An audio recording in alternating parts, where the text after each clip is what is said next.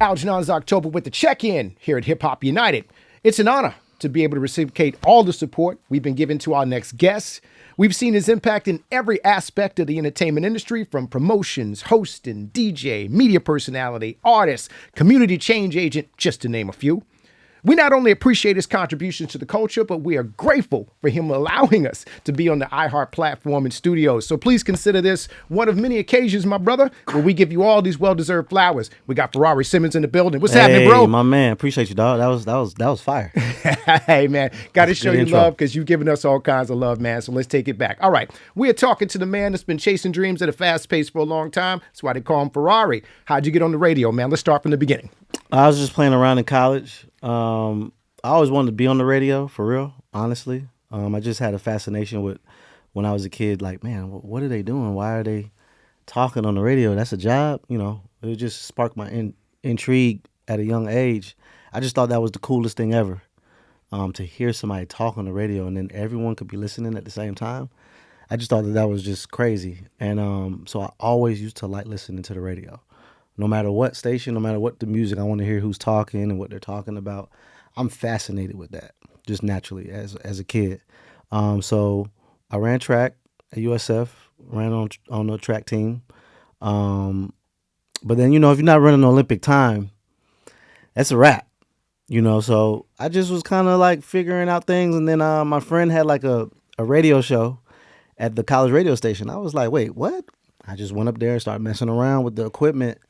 And then it led me to a potential internship at 95.7 The Beat. My friend had got the internship, and I just snuck in the station with him. So I was just starting to see people. I was like, wow. And then I had went to Atlanta for the summer because I always used to come to Atlanta. And I saw and heard Greg Street, and then I saw like the kind of car he was driving. I was like, wait, we could do this for real? Like, you know, and I was like, yeah, I'm moving to Atlanta. Because I applied for the internship, but I didn't get hired. The person that they did hire was Hispanic. So not saying that that's an issue. I just said, okay, let me go to an area where it's affluent versions of me. Yeah. So I moved to Atlanta. And I just did what I did best. So I started hosting parties. And I was just waiting for opportunity to get an internship. I wasn't in college anymore, so that was a problem.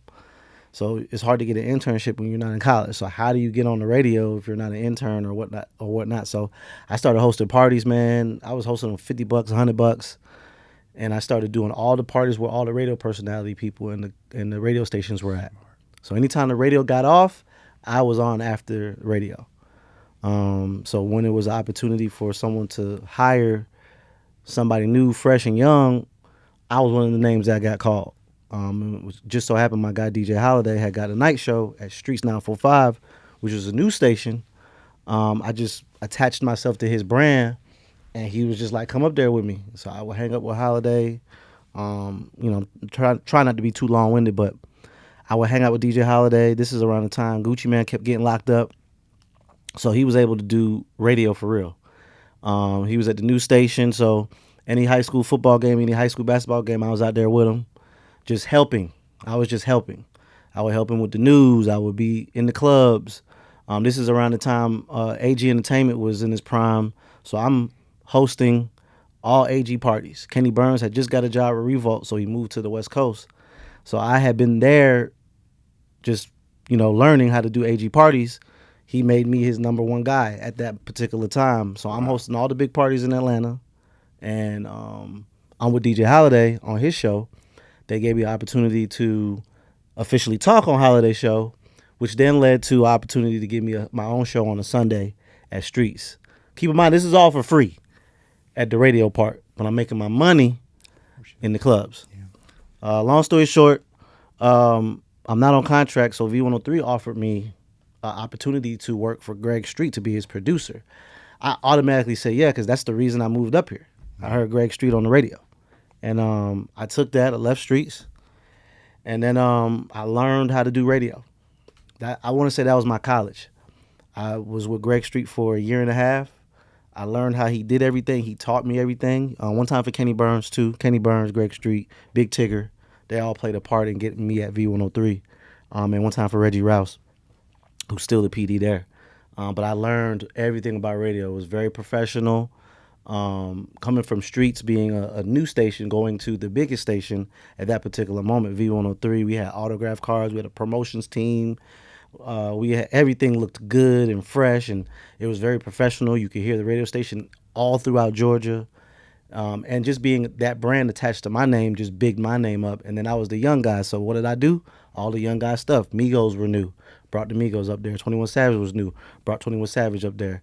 Rich Homie Quan, Day Day, all these people that's having their moments. YFN Lucci, the Young Thugs, all these guys. I was around. I was the young guy hosting all the parties.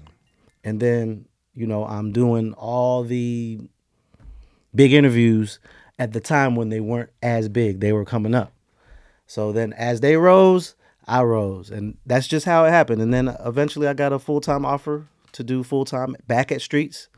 I had to take that because that's full-time. Full-time is what you're aiming. But I will say, I had saw somebody's paycheck by accident when I was at V103.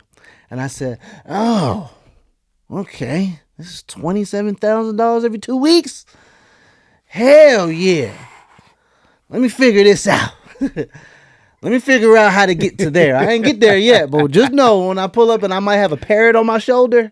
That's when you got there. I bought a parrot. Just know I'm getting there 27,000. Getting to the bag. Getting to the radio bag. That's what's up. That's a brief synopsis. It was a lot of hills and valleys in between. A lot of discouragement, a lot of transgressions, a lot of job offers in different markets in between all of this. But I never left Atlanta. I always wanted to stay here. Similar dream. I got you there in terms of that, and we definitely. I don't mind the longer version of it because some of us are asking for us, like, yeah, how did you get here? So that's man, bro, it'd be a lot, man. I think being in media kind of sucks because people don't pay attention to the route it took you to get where you're at. They just look at where you're at and forget sometimes. Like, man, this, like we all have to almost travel the same path, and when we get there, people tend to forget all the things that happen, those peaks and valleys, those moments of discouragement, those moments where, like, you're on E and like you over here, like, man, I have to change my career. I want to say right before Streets hired me the first time, when I was saying I was doing all this stuff for free, I was about to, I was just about to work a regular job, bro. I had applied to be a leasing agent at an apartment complex to live where I stay. And I had did that already, but I just knew that I can get back into it easy because I had experience. And I never forget Steve Hegwood. One time for Steve Hegwood, he offered me that Sunday job and gave me a little signing bonus. I was able to pay my rent that month. And then I was able to get some live broadcasts, and I was able to pay my bills. Like, it's moments where it's sometimes I'll never forget where I was like on my last, like, maybe $100 right before something big happened. So, it's a lot of moments that I had to fight through. No, it just makes it a lot sweeter once you do finally reach those destinations, man. All right, let's talk about some music you're a part of. Dropped a new single, Don't Stop. Cap G. Dropped on the 4th. And tell me kind of how it came together and why you decided to do that on 404 Day. So Cap G's from the South Side. And I had been dropping music before. I had stopped. And then it was a moment where me and Fly Guy DC, that's my partner, one of my best friends, we had a record deal. We had a real record deal as some DJ. It was called The DJ and the Host. And we have all these big records from some very big names. But we asked out of our deal. We had some differences with the label that we weren't fond of, honestly. And I still had that music itch, if I'm one of the first people, I usually have a very good ear, and I'm one of the first to always hop on an artist's wave super early and give them that first big cosign that they need to take them to the next level. Yeah. So I was like, man, I could continue to put some music back out. So I have all these songs that I listen to all the time that artists give me. So I just had a conversation with Cap G. I was like, hey, man, I'm about to get back in my bag and on my music side and start dropping some music. And it's so funny. I can literally ask almost anyone because he was like, hey, he sent me like 15 songs. Yeah. And I picked that one because it had a message called "Don't Stop." I can do some merch behind it. Um, it's a nice melodic type of vibe, and I pick songs that I'm going to put out based off of my personality. So it's not going to be. I'm not going for a hit. I'm not going for a specific hardcore sound. It's going to be something that I would listen to. Got you. So anything I drop, I like it. I ain't gonna drop it for. Of course, I'm gonna have an audience. I believe I kind of have a small audience now. Yeah. I'm just gonna consistently drop to grow it some more. So, because I feel like I have a good ear and pulse on music and who's who. Wait till you hear this next record. My next 2 records are gonna be crazy too. No, I like Don't Stop though. It was popping. Yeah, it's nice. Definitely a nice little door opener for It's you a right vibe. there. Yeah. It's an intro, and I'm putting a lot of content behind it, but I'm coming for their throat on this next record. Okay. And it's the artist that when you hear it, I'm dropping right now. I want to say May 23rd. Yeah, I think that's the last Friday in May, Memorial Day weekend. So I was going to ask you what you was doing for the summer because we coming. So look, I got a banger dropping May 23rd, bro. And then I got another one. It's gonna be a female oriented song.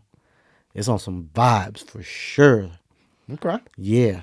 All right. Since I got we some are vibes. talking about DJs and developments or whatever, this was something me and Brianna kind of talking about. What do you think about in terms of like the DJs in the market, especially like Atlanta? Like we see a lot of volatility. Like even yourself, you were talking about you were, with one, went to a different one or whatever.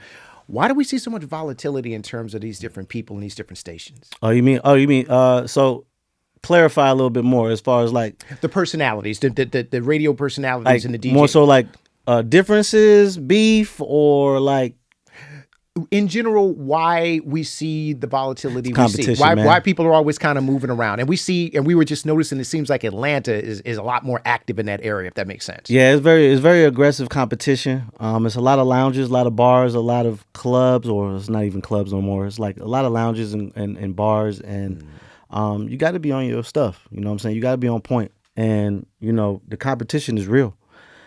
And in Atlanta, you really got to rock out to earn the respect of your peers. Like you really got to rock out for sure. You got to body some stuff for people to really be like, oh, okay, yeah. If you can't do that, then it's not really you a fraud, but you gotta body some stuff. Okay. Like it has to be well known that you could rock in Atlanta. If you can't rock in Atlanta, you ain't gonna last. Like you got to be who you say you are out here. And we got the term cap. And if you cap, you got to move out the way. We're going to move you out the way for sure. So it gets a little volatile, but you have to be aggressive, passive aggressive. You got to have some type of, big shoulders, because you're going to have to, sometimes you got to maneuver through it appropriately, for real, because it could get a little sticky. Okay, so media personalities, emerging people trying to come up on the scene. My man Ferrari says, stay on your game. Yeah, stay on your game, because you will get called out. One thing, if you let's just say you're at a big event, people gonna show up to see how you rock for sure. It's gonna be somebody there that's gonna say, oh yeah, he bombed that, he did terrible. And we're gonna have an off night, but hey man, listen, I can't cuss, right? No cussing. Be your 100% self. You gotta be on your shit. Yeah. If you ain't, boy, hey, listen. This ain't the city for you to. You can't just be on some cool shit. Yeah. You gotta rock out for sure. Get in the mud. Yeah, and you gotta earn the respect of your peers in Atlanta, especially DJing. I figure, trust me. Number one, I was a host first, then I transitioned to a DJ. I had to earn the respect of my fellow DJs. Just because I was a host, what happened was I was getting booked to DJ more, because now I was a host that transitioned into a DJ. Yeah. But I wasn't really good at DJing 100%. So I had to learn how to blend. I had to learn how to do all these things, because other DJs would pull up and be like, hey, bro, nah. Yeah. Nah, bro, you can't be slamming them records, bro. Like, nah, you need to scratch, you need to blend, you need to be on your game.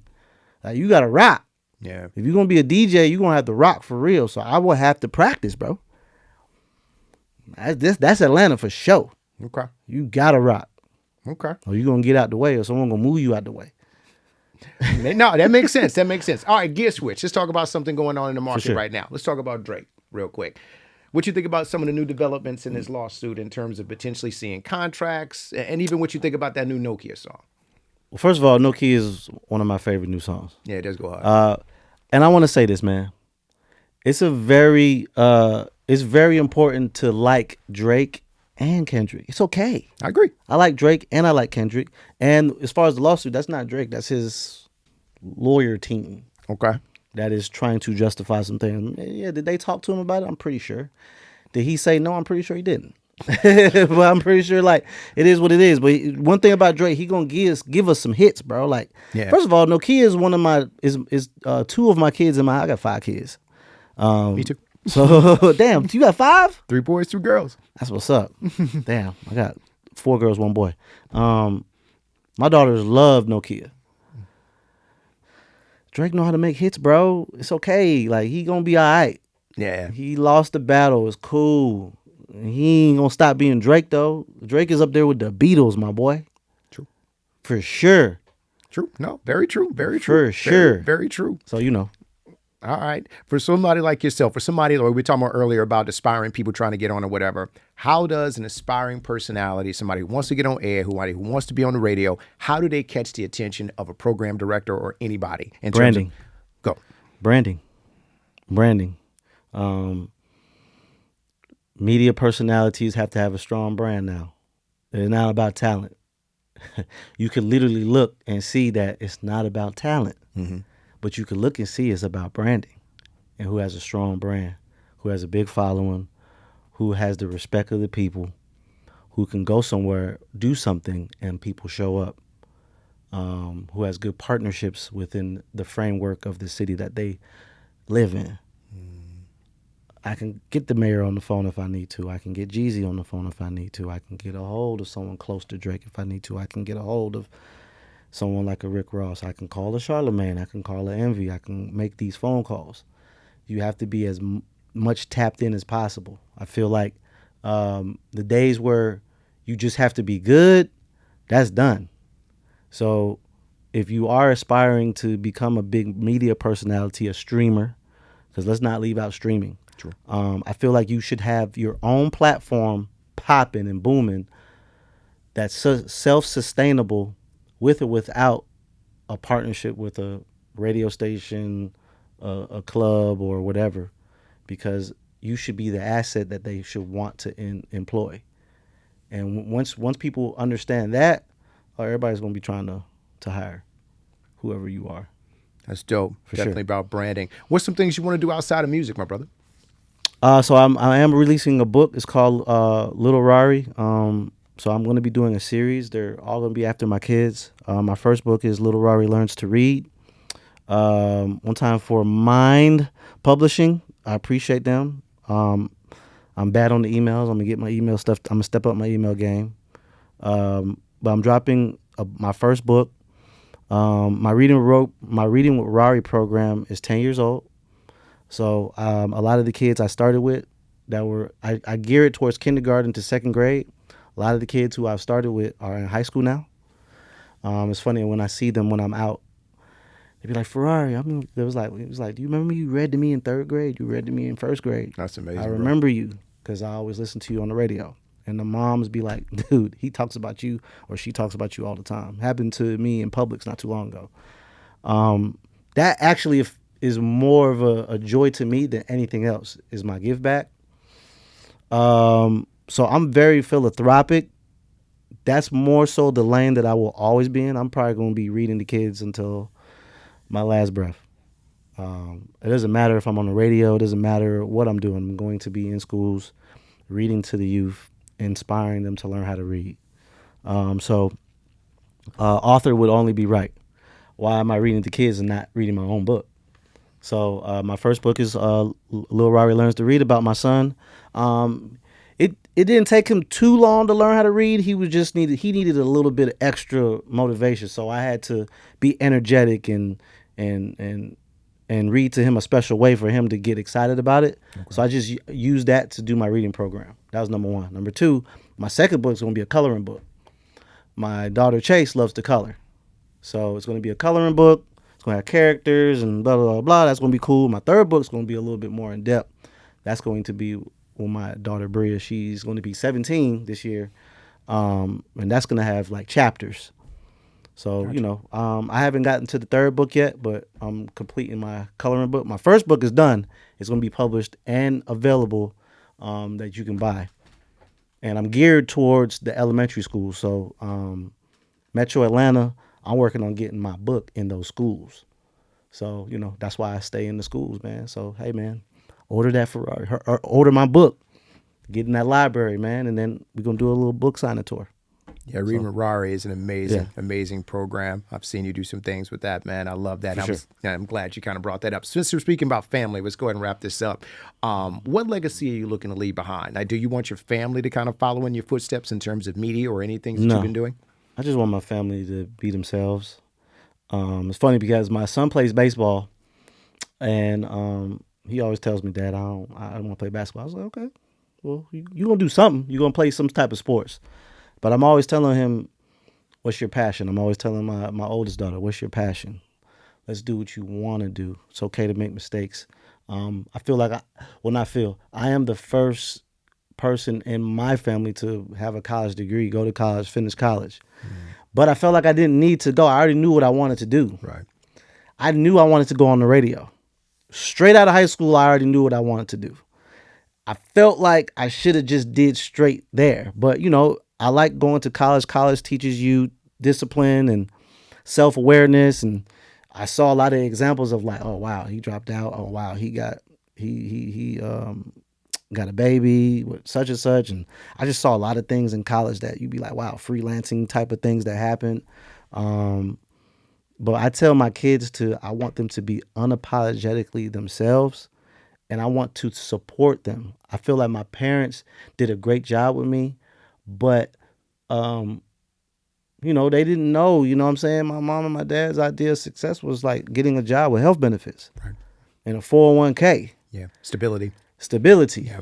I don't want that. I want to be myself. I want to be unapologetically me. What does that mean? Okay, I want to talk on the radio. Well, how do I get there? There was no path for me to get there. That's why I had a lot of peaks and valleys, and I failed a lot. But with my kids, I would like them to tap in. I would like to tap into them so I can help guide them into the direction that they want to go. Right. So wherever you want to go, yeah, we probably going to fail maybe once or twice. But look, I'm literally right there massaging it and saying, hey, it's okay, because I feel like with my parents and their generation, they were just happy for equal rights, being able to vote, right, getting a good job, owning a home. Yeah. You know what I'm saying? Like, I want to say my dad got a house later on in his life. I got a house 15 years earlier than him. Yeah. So, I didn't even know what it took to buy a house. Didn't understand my credit. Didn't know nothing about that. But here I am relaying this information to them and setting them up a lot better than me. So I feel like for me, I think last thing, not to be long-winded, but I think it's just information that people lack. When we give out the information, you be like, oh, have you ever noticed that? I have. It's really just information. Yeah. Hey, bro, how can I do such and such? And then we reveal how you do it, and then you be like, oh. Yeah. But it's called gatekeeping. People don't relinquish the information. Therefore, you're literally just there, and then you're kind of like walking in circles, or you're not going to go up. You're literally going to go left and right. And I'll be over here like, it's really all information. The information is there if you ask or if you position yourself. And as a father, I try to give my kids as much information as possible that they can have the discernment to make their decisions, but I'll still be there to monitor and guide should they ask. I'm going to allow you to make your own mistakes. If I can prevent them, cool. But I also know, sometimes kids be like, all right, Dad, I got it. Okay. Yeah. I call it parenting from the sidelines. Parenting from the sidelines. I'm right here watching you on the sidelines. We're coaching. We're coaching. I'm coaching. There you go. But I know I can kind of tell you what's going to happen. I'll say it. Yeah. And then, when it comes back, I'm not even going to be mad. Hey, I told you. Now look, let's fix it and let's Let's keep it going. Similar philosophy, and mine are all adults, so it's to the point. But Okay. even then, I'm still raising them. No, I do for a sure. lot of parenting from the No, for sure, for sidelines. sure, for sure. So I totally understand. Well, listen, my brother, we appreciate you checking in with Hip Hop United. We are forever grateful for everything that you've done for us in terms of putting us on the platform and just continuing to support us. And we want to make sure we do the same to you. Please tell everybody where they can find all your projects and where they can find you, and of course, get all your stuff. Let's go. So first and foremost, I want to shout out to you guys. I think you guys' platform is dope. Keep doing what you're doing. I think people in our roles, we always don't get the flowers we deserve. So you interviewing me, sometimes I still feel weird when I get interviewed because I do all the interviewing. Yeah. So I just want to flip it back to you guys. You know, both of you guys are doing an amazing job. This is a hard job. We make it look easy. It's a lot of tireless time frames and a lot of texts and reminders. You probably got 10 other things you're doing. Brianna probably got 10 other things she's doing. So I just want to let you guys know you guys are doing an amazing job. You have my support. That's why, and again, it has to be somebody to say, I got y'all. Otherwise, like, how do you guys get to the next level? Somebody has to say, yeah, I got you. So if it's me and other versions of me that says that, then you guys can get to higher and higher heights. So if you're ever wondering why I'm so helpful, I'm really not helping. I'm doing what I'm supposed to do. Thank you. So therefore, when you guys are at that level and then someone does the same thing, why are you helping me? We will play it forward. I used to say that to Kenny Burns all the time, like, why are you helping me? Or Big Tigger, why are you helping me? Greg Street, why are you helping me? Louis V, why are you helping me? And they all said the same thing. I need to do that. I'm supposed to do that. So you can do that to somebody else. So that's why I'm so helpful to others with nothing in return. I don't want nothing in return. So I just wanted to say that to you guys. Keep up the good work. Now, you can follow me. It's at Ferrari Simmons, everything, FerrariSimmons.com. I just want to say this summer is going to be a good summer for me. I'm dropping music. I'm very happy about that. I'm in my happy place. I got a couple of big announcements on the way. Can't say it yet because I'm waiting on this contract to go through. Yeah, and then tune into my radio show, 96.1 The Beat, Ferrari Simmons, BT, Rari at 2, Monday through Friday, 2 p.m. to 7 p.m. Ball Alert Podcast, news, talk, and gossip, trending topics. We're going viral every week about something crazy. I'll be starting all type of mess. They say I'm messy, but I'm just talking about topics that need to get spoken about. Book is on the way. Little Rari Learns to Read. Shout out to my wife, Tanisha, my daughter Lauren, my daughter Bria, my daughter Chase, my son SJ, and my baby Zoe. Zoe turns 2 this year. I'm very appreciative of everybody, my mother, my dad, my mother-in-law, my father-in-law. Shout out to everybody. If I missed your name, I'll catch you on the next Hip Hop United interview. That's how we're going to do it. Well, listen, that's all we got to say right now. We super appreciate you. Make sure you subscribe to the iHeart app. Select Hip Hop United. We appreciate everybody's support. Oh, yeah, you can put Hip Hop United on your preset.